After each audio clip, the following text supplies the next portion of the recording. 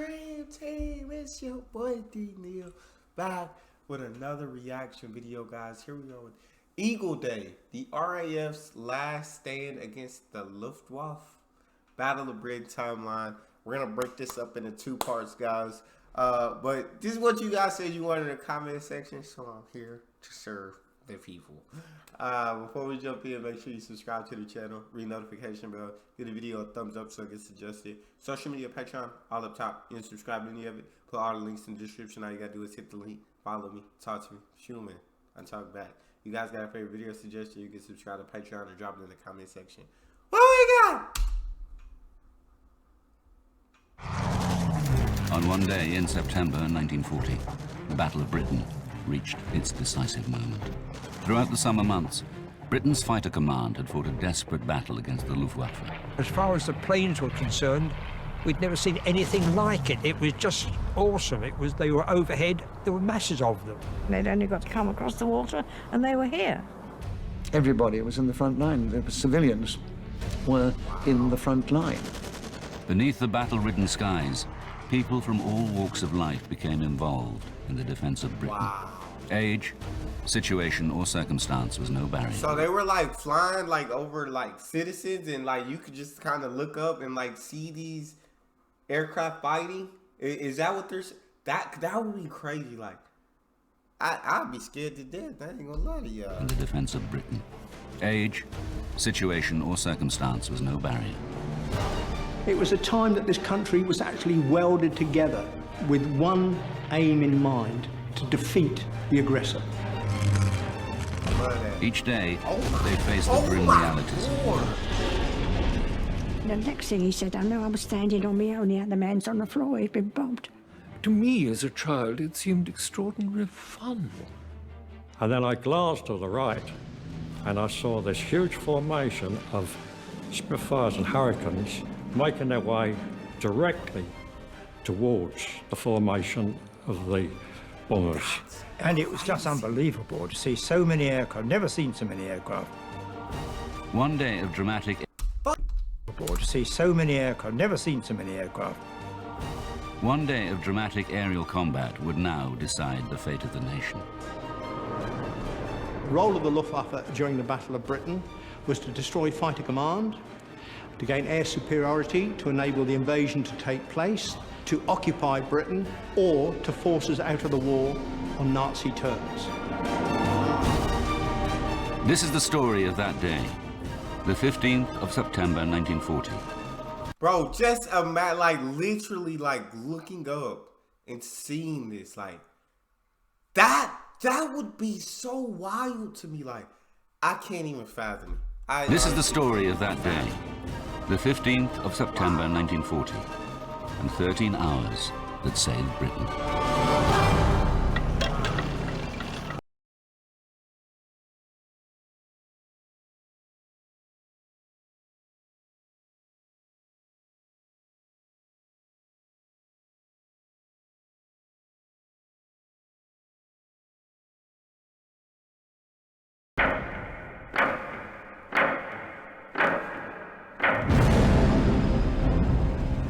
Hitler's Nazi Germany dominates Europe. His armed forces have swept across the continent, crushing all opposition. Of his enemies, only Britain remains undefeated.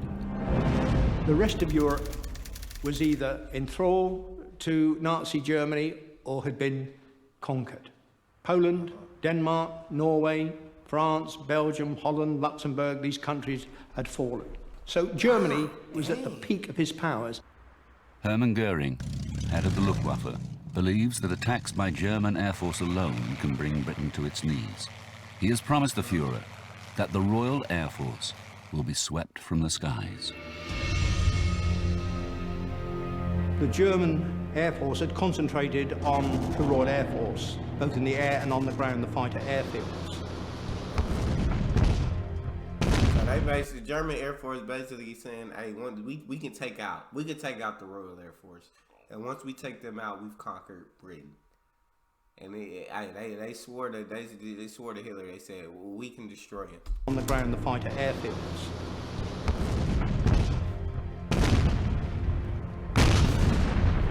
Germans were flying what they termed free hunts, 100, 150 fighters sweeping over southern Britain, hunting out the Hurricanes and Spitfires. An instruction went out to our pilots not to engage these fighters unless they were escorting bombers. So the myth started to grow that the Royal Air Force was being depleted and defeated.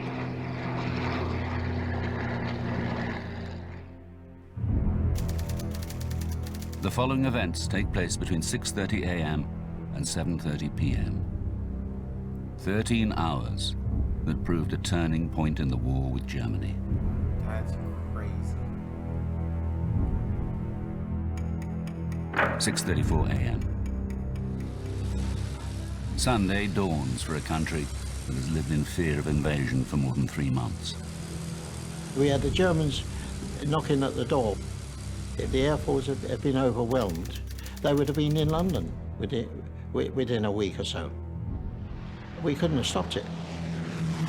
When France fell, we didn't think we had a chance. I mean, they'd only got to come across the water and they were here. We were very conscious of the fact that if we lost it, I won't say the game was up, but the war would have been fought on our territory. I think to any outside observer, you'd think, well, how can that small country survive against this might, organized might? Everything, because they had conquered so many other like European countries, you wouldn't think like that this one country would be able to stand up to that kind of power, to that kind of might. And so that's what's really intriguing about might, organized might. I said to this old soldier, "Tell me, what are we going to do if the Germans come?" He said, "If the Germans come, son, you will do what you're told." Our sort of captain, marine captain, was replaced, and he used to finish each parade. "Before I dismiss you, remember, boys, take no prisoners, shoot the bastards. And your motto is, kill the Boche!" And then he'd go with his revolver, kill, kill, kill. It encapsulates the exact attitude of the British people at that time. You gotta have that attitude. Britain's air defense network prepares itself for the 13 hours ahead. The air defence of Great Britain was divided up into 4 fighter groups. 10 group covering the southwest, 11 group London and the southeast, 12 group the Midlands, east coast, and number 13 group defending parts of the northeast, Scotland and Northern Ireland. As the day begins, My one squadron God. from each sector is brought to It readiness. looked like people just dead out their sleep, bro. Like dead.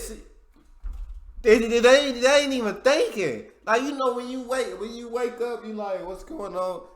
No, like they're so trained, they're so prepared, they're so ready for this moment. It's like you're sleep. Y'all gotta get to the plane. That's crazy. Look at this. Northeast, Scotland and Northern Ireland. As the day begins, one squadron from each sector is brought to readiness. The integrated air defence of the United Kingdom is all down to the foresight of Sir Hugh Dowding. When he took over Fighter Command, he reorganised the air defence of the United Kingdom into the group system. The Germans had nothing like it, and in fact, they just did not realise what they were up against. 8:02 a.m. A lone German Heinkel bomber on a weather reconnaissance flight flies westward along the English Channel. Out of range of British fighters, its progress is monitored by an innovation that is the cornerstone of Dowding's air defence system. We had radar, which of course gave us eyes into the continent. So we could see the build-up of aircraft, and we could see the aircraft coming across towards the UK. This would give us time to get the aircraft up off the ground and into position to meet any given threat. This information would go from the radar stations to Headquarters Fighter Command. It was filtered, passed to their operations room, and then passed direct to the group. They would place the plots on the table, and these would be tracked in by radar. It's just crazy because it lets you, just seeing stuff like this kind of shows you like literally like how much leaps and bounds technology has taken since then. This is wild. It's literally like leaps and bounds for real. But they did have the radar to know when the German aircraft was coming their way, so they would be prepared when they did come. On the table, and these are being tracked in by radar. CH radar was entirely in the business of defence. In other words, picking up bombers at 90 miles range before they ever started crossing the channel and heading in our direction. They were seen on the screen the moment they got up in the air.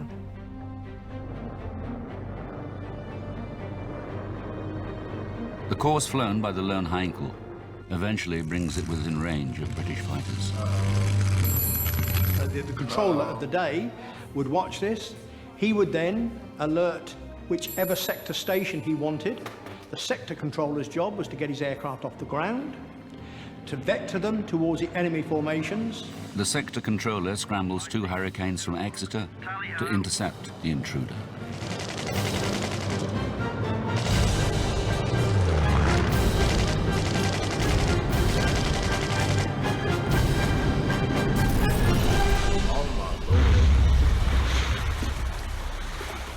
None of its 5-man crew survives.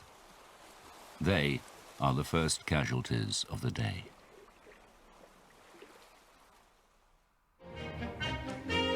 For the people of southeast England, increasingly accustomed to living in the shadow of... Was that the... that was the German aircraft, right? That wasn't the UK?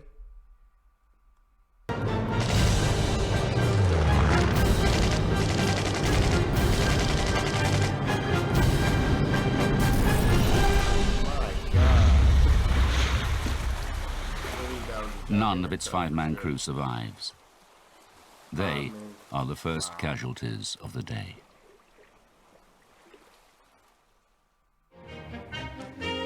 For the people of southeast England, increasingly accustomed to living in the shadow of war, it's a Sunday morning like many others.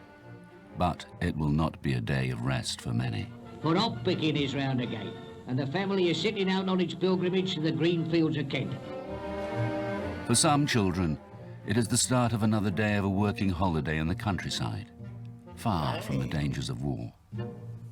You should go hop pick on the same farm. You got these look at this. You got these little babies, bro, going to work, putting in. That's wild to see. Like you definitely started working from a very young age. This is crazy. I'm sorry. It's just bad. Far from the dangers of war. It's like 3. We should go to hop pick on the same farm every year in September. Now, it was traditional to wait for...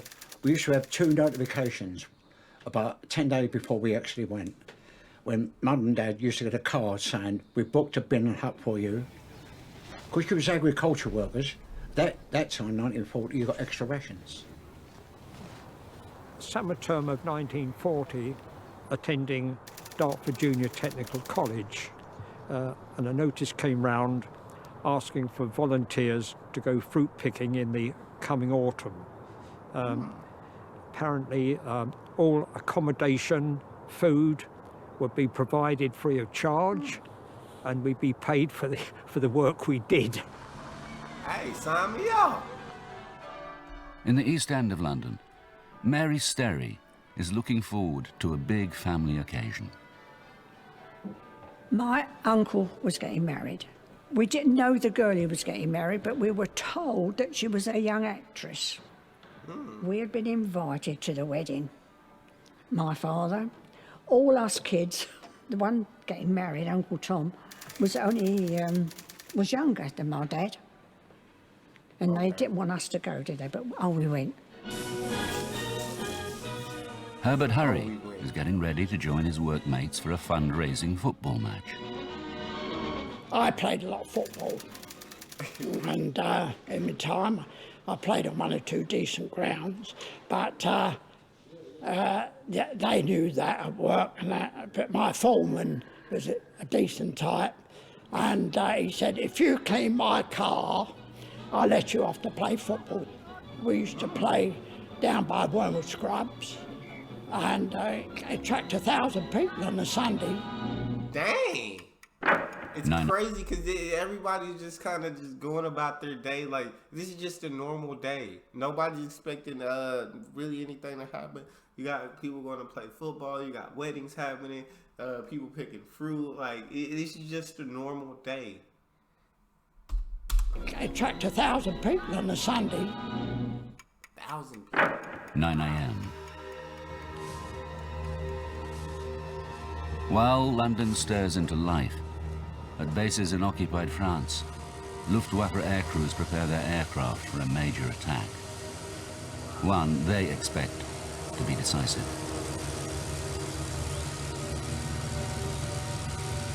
There was a meeting in The Hague in Holland, headed by Hermann Goering.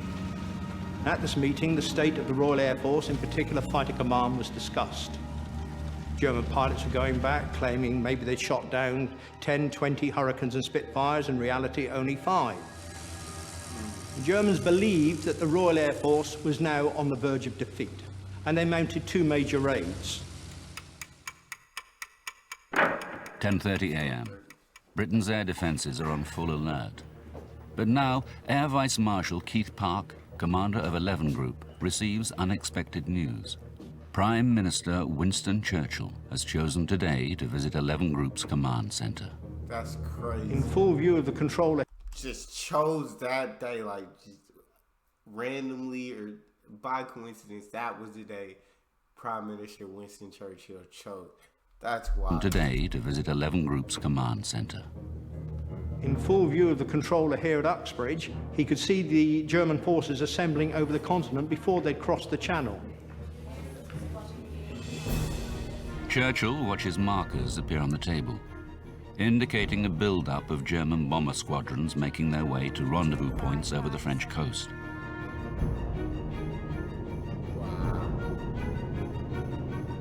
Starting from a few aircraft coming over or near England and the south and east coast, to suddenly having to put up 250 plus was very, very scary.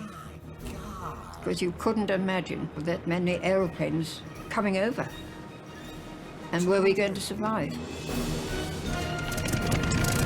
11:05 a.m. 2 squadrons of Spitfires from 11 Group are scrambled from Biggin Hill. Climbing fast, they set course for their allotted patrol area 25,000 feet above Canterbury.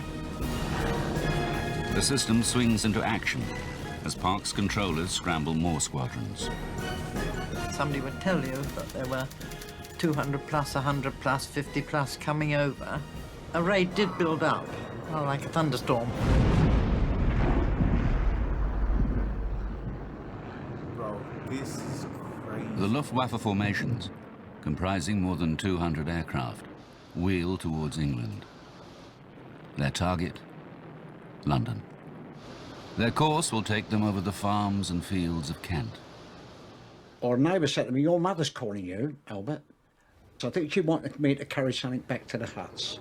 As I walked back to the huts, we heard a heavy drone of aircraft. The weather was fine, clear skies, nice autumn days. And then after that, it all happened.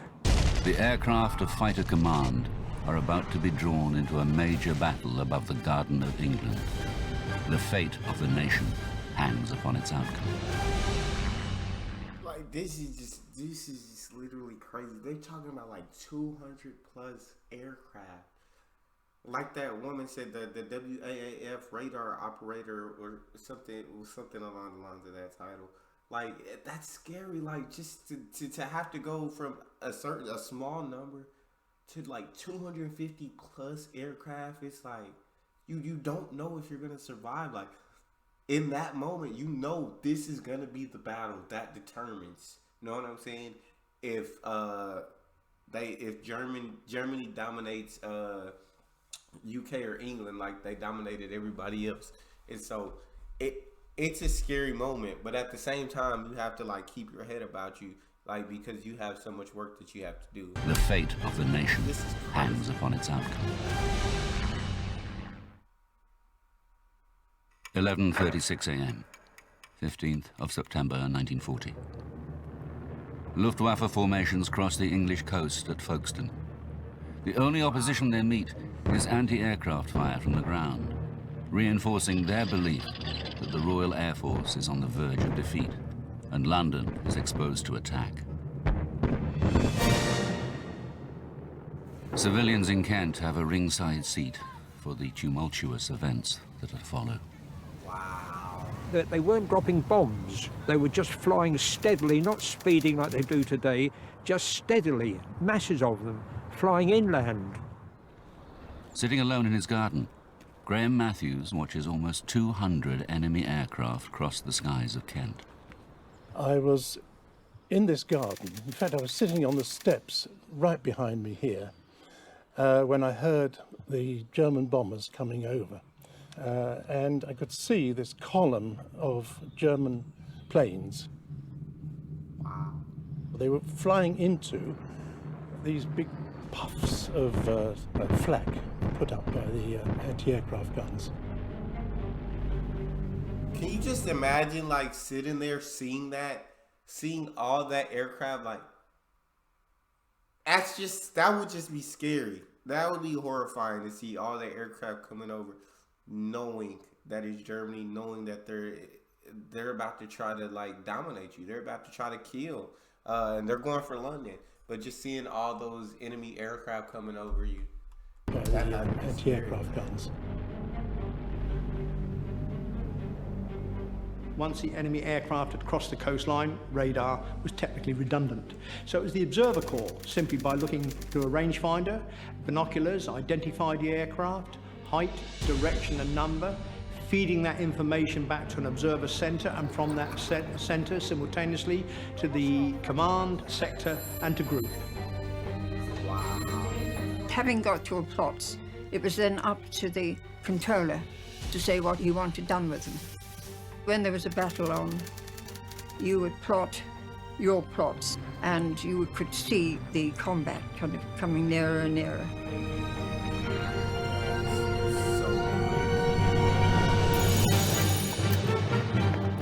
Precise information on the raiders' progress is relayed to RAF fighter squadrons.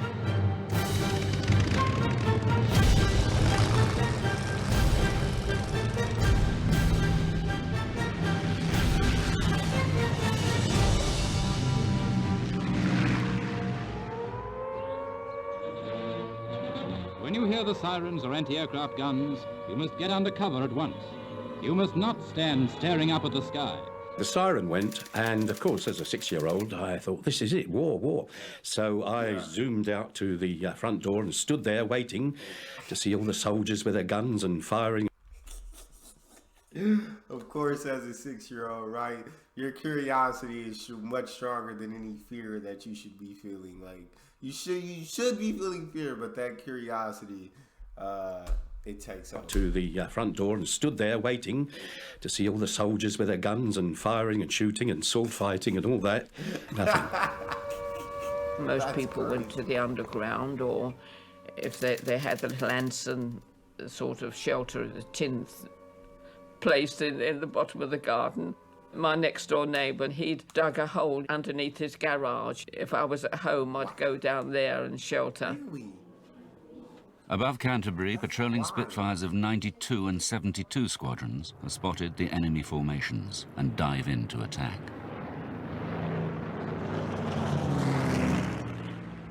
Along with other children, Ray Binks has been sent from London to the safety of rural Kent. But he soon discovered that the front line of the aerial battle now runs through the fields and villages of southern England. We were watching all these air battles going on, and all of a sudden, from across the trees, was this German bomber, came across so low that you felt you needed to duck. And behind it was one of our fighter aircraft, and they were both having a go at each other. And the engagement initially only lasted a couple of seconds. And then you would then break away and then attack them individually again until either you were out of ammunition or, for one reason or another, you weren't able to attack anything. More British fighter squadrons join the action. Our boys were coming out of the sky, and shooting them up, and they were going up, and there was these vapour trails. You had vapour trails all over the sky. It was just like a lacework pattern. So you'd hear the roar of the engines and the stutter of the guns and screaming of the engines, really.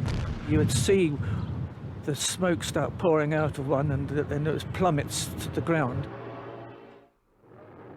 Drawing nearer to London, the beleaguered German formations reached the village. I just wouldn't know what to do. I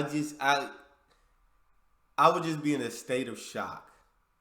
Be stunned if I saw this. Drawing nearer to London, the beleaguered German formations reached the village of Chislehurst.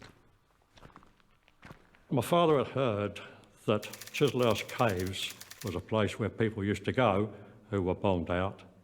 So he said, let's get into the van and we go to the caves. Okay. Hardly any lighting at all.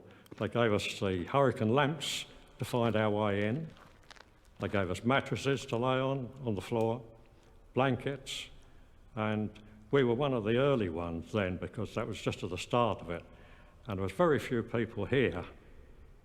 There was no sound of aircraft or bombs or guns. But Ron has no intention of missing the excitement taking place overhead. He leaves the shelter of the caves. Wow. I was more interested in watching what was going on. That's crazy. And I saw this huge formation of Spitfires and Hurricanes, more than I'd seen before. I should say roughly again about 50 or 60 of them, making their way directly towards the formation of the bombers. 12:07 a.m. Hard pressed and stripped of most of their fighter escort, the German bomber formations arrive over London.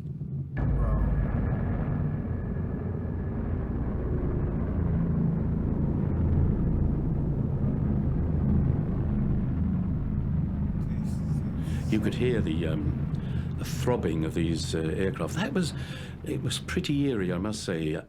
You could hear it was droning, you know, sort of, and you think, oh my gosh, we're going to be in for it.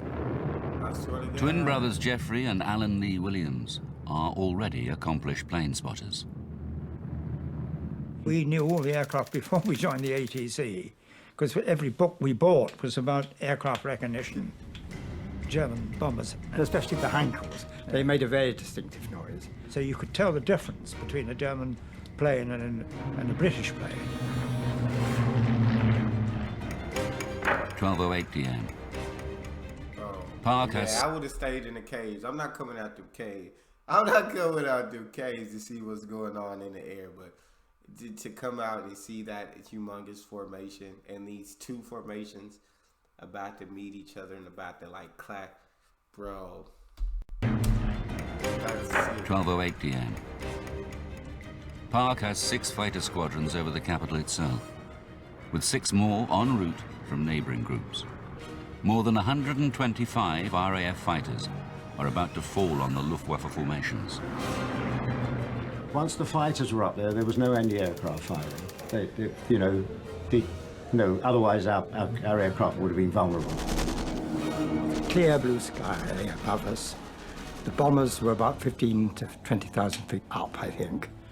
And the fighters were above them, beneath them. And the fighters were attacking each other.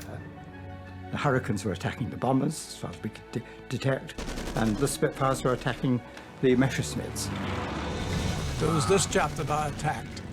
And I remember being very close to it. And I remember also it splattering bits and pieces. It's rather like hitting water with the back of a spoon. You know, you see things fly off in all directions.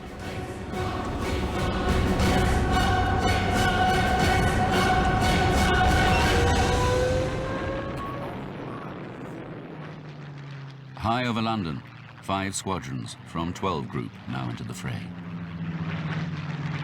That's what I'm worried about. Like when they hit the enemy planes, like they're gonna be crashing towards like citizens. They're crashing towards the city. That's from 12 Group now into the fray. That's the scary part. There were that many RAF fighters in the sky. Technically, they were getting in each other's way. You got yourself tangled up with these things with black swastikas and crosses on them and things. Occasionally, you would find you were mixed up in a dogfight and a Spitfire would whiz past and you'd think, there's somebody else here as well, a friend.